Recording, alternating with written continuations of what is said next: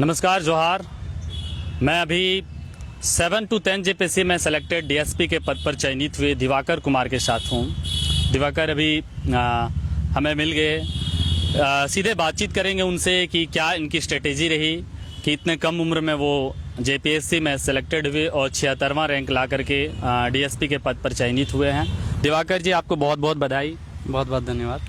आप सबसे पहले ये बताइए कि क्या ऐसा खास रणनीति अपनाए कि इतने कम उम्र में आपका सिलेक्शन हो गया। कई लोग 4-4, 5-5 साल के बाद भी सिलेक्ट नहीं हो पाते हैं। देखिए, उम्र का सवाल जहाँ तक है तो उम्र कोई मैटर नहीं करता है। जब आप एलिजिबल हो तो निरंतर मेहनत आपका ही काम करता है, और जब आप निरंतर मेहनत करते हैं तो सफलता मिलती है। हो सकता है कि पहली बार में सफलता नहीं मिले बहुत लोगों को, लेकिन ये निश्चित है कि जब आप मेहनत कर रहे हैं और निरंतर मेहनत कर रहे हैं तो सफलता एक ना एक दिन आपके हाथ लगेगी ही। आप किस तरह का मेहनत किए थे? इंस्टीट्यूट का क्या योगदान रहा था या फिर खुद से मेहनत किए थे? किस तरह से आप किए थे? देखिए, गुरु आईएएस का बहुत बड़ा योगदान रहा है मेरी तैयारी में। राजेश कुमार गुरु सर का बहुत बड़ा योगदान रहा है जी। क्योंकि मैं 2016 में जब ग्रेजुएशन फाइनल किया, उसके पश्चात मैंने बीएड भी किया है जी। और इसके बाद मैंने सीटेट भी क्वालिफाई किया। जी। और फिर भी उस ओर जब लगा था तो मैं छोड़ करके फिर टीचिंग लाइन को और सिविल सर्विसेज की ओर जुड़ा। जी। और सिविल सर्विसेज की ओर जुड़ने के बाद 2019 और 20 मेरे पारिवारिक घटनाएं हुए, मेरे परिवार में डेथ्स भी हुए। तो इन चुनौतियों को देखते हुए, फिर इनका सामना करते हुए मैंने 2020 लास्ट दिसंबर से तैयारी शुरू की और आज रिजल्ट के रूप में मैं आपके सामने हूँ, देख सकते हैं आप। मतलब आप लास्ट दिसंबर 2020 में किए और लास्ट 2021 में जेपीएससी की परीक्षा भी हो गई। क्या लगता है, कोचिंग का बहुत बड़ा योगदान होता है क्या? कोचिंग का योगदान कहीं ना कहीं तो है आपका अनुशासन को मेंटेन करने में। आपके टेस्ट सीरीज जब आप ज्वाइन करते हैं तो आपका डिसिप्लिन मेंटेन रहता है और प्रैक्टिस बहुत ज़्यादा हो जाता है। तो जितना अधिक प्रैक्टिस होगा वो परफेक्शन आपको उतना ही अधिक मिलेगा आंसर में।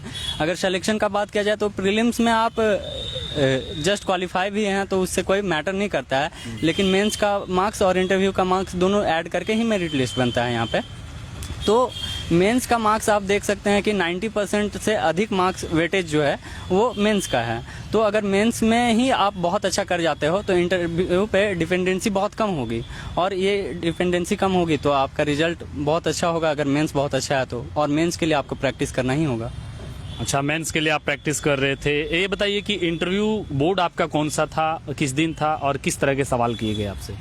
मेरा बोर्ड अनिमा हंसदा मैम का बोर्ड था और मुझसे सारे क्वेश्चन सिचुएशनल ही पूछे गए। सारा क्वेश्चन मेरा सिचुएशन बेस्ड था। जैसे एक कोई सवाल बताइए जो सिचुएशन बेस्ड सवाल हो। जैसे एक क्वेश्चन था कि मेरा सब्जेक्ट, ग्रेजुएशन सब्जेक्ट जो है वो मैथमेटिक्स ऑनर्स है मेरा। तो वहाँ से क्वेश्चन एक पूछा गया था कि अगर आपके क्षेत्र में रेप की घटनाएं बढ़ती हैं तो आप स्टैटिस्टिक्स का उपयोग करते हुए इसको कैसे कम करने का प्रयास करेंगे, और क्या ये कारगर हो सकता है या इससे सहायता मिल सकती है क्या?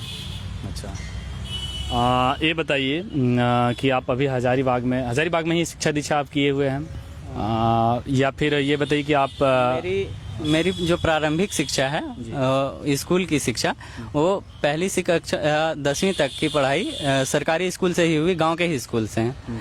और उसके पश्चात मैं 12वीं की कक्षा की पढ़ाई के लिए इंटर साइंस कॉलेज हजारीबाग आया। इसके पश्चात मैं गॉसनर कॉलेज रांची चला गया ग्रेजुएशन की पढ़ाई के लिए, और फिर से मैं हजारीबाग आया बीएड करने के लिए। आपका माध्यम क्या था, लैंग्वेज पेपर क्या था? मेरा माध्यम हिंदी था और लैंग्वेज पेपर जो ऑप्शनल है वो खोटा था। अच्छा, ये बताइए कि आपके फैमिली का किस तरह का सपोर्ट रहा, किस तरह से आप किए, या कोई बाधा उस तरह का हुआ? फिर आप गुरु आईएएस में पढ़े, गुरु आईएएस से सिलेक्टेड हुए, क्या? फैमिली का सपोर्ट बहुत ज़्यादा ज़रूरी होता है। ऐसा एग्ज़ाम है जब आप निरंतर पढ़ाई कर रहे हैं तो हर दूसरे तीसरे दिन आपको लगेगा कि अब गिव अप कर देना चाहिए, अब पढ़ाई छोड़ देनी चाहिए। तो ऐसी स्थिति में गार्जियन आपके जो हैं या आपकी फैमिली जो है वो बहुत सपोर्टिव होती हैं, और अगर वो कहती है कि नहीं तुम कर सकते हो, हम लोगों को भी विश्वास है कि तुम्हारा बहुत अच्छा होगा, तो एक हिम्मत आता है और इस हिम्मत के सहारे आप आगे बढ़ सकते हैं।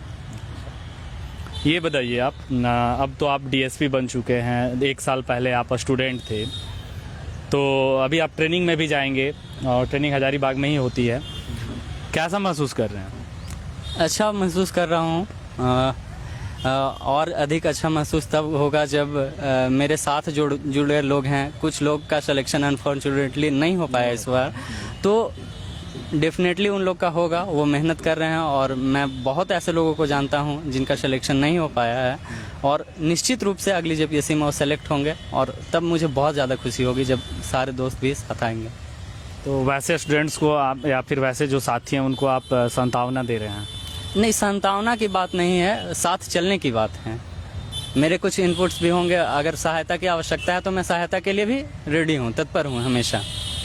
न्यू एस्पायरेंट्स जो हैं, जो न्यू एस्पायरेंट्स हो रहे हैं, उन्हें क्या गलती नहीं करना चाहिए? क्योंकि कोई ऐसे होते हैं जिन्हें काफ़ी साल लग जाता है, सेलेक्ट नहीं हो पाते हैं, तो उन्हें आप क्या बताना चाहेंगे जो एकदम न्यू स्टूडेंट्स हैं, आफ्टर 10th 12th वाले हैं उन्हें? देखिए, न्यू स्टूडेंट हैं या फिर 10th 12th के बाद है, तो सिविल सर्विसेज की पढ़ाई या तैयारी जो है वो एक लंबा प्रोसेस है, काफ़ी लंबा प्रोसेस है। और स्टेट पीसीएस की स्थिति देख लीजिए, झारखंड में अभी 22 सालों में मात्र 7 जेपीएससी ही हो पाए हैं। तो ऐसी स्थिति में आपको बहुत ज़्यादा पेशेंस रखने की आवश्यकता है, और निरंतर आगे बढ़ने के लिए मेहनत करना ही होगा। इसके अलावा आपको नेगेटिविटी से बहुत दूर रहना है। अभी के टाइम में आप बहुत सारे चैनल्स को ऐसे देखेंगे, यूट्यूब चैनल्स को ऐसे देखेंगे जो कहीं ना कहीं नेगेटिव न्यूज़ को फैला रहे हैं, और उनको स्टूडेंट हित से कोई मतलब है नहीं। तो वैसे चैनलों से दूर रहना है, वैसे नेगेटिव न्यूज़ से दूर रखना है। आपको बहुत सारे ऐसे लोग भी मिलेंगे जो सपोर्ट करेंगे, आपको आगे बढ़ने में मदद करेंगे, तो उस ओर ध्यान देना है। कहीं ना कहीं थोड़ी सी क्रेडिबिलिटी जो है हमारी जेपीएससी की, वो पिछले जो एग्ज़ाम्स हुए उसके चलते विवादों में भी रहा और क्रेडिबिलिटी को खोया। लेकिन अब स्थिति ऐसी है कि फिर से क्रेडिबिलिटी को गेन करने की कोशिश कर रही है जेपीएससी। तो ये हमारे साथ दिवाकर जी थे, जो कि इस बार 7 जेपीएससी में 76 रैंक लाए हैं और डीएसपी के पद पर चयनित हुए हैं। मैं और भी दर्शकों और भी कैंडिडेट से बातचीत करने का प्रयास करूंगा, आप लोगों से मिलूंगा बहुत जल्द। तब तक के लिए नमस्कार। रोहित राज, दैनिक।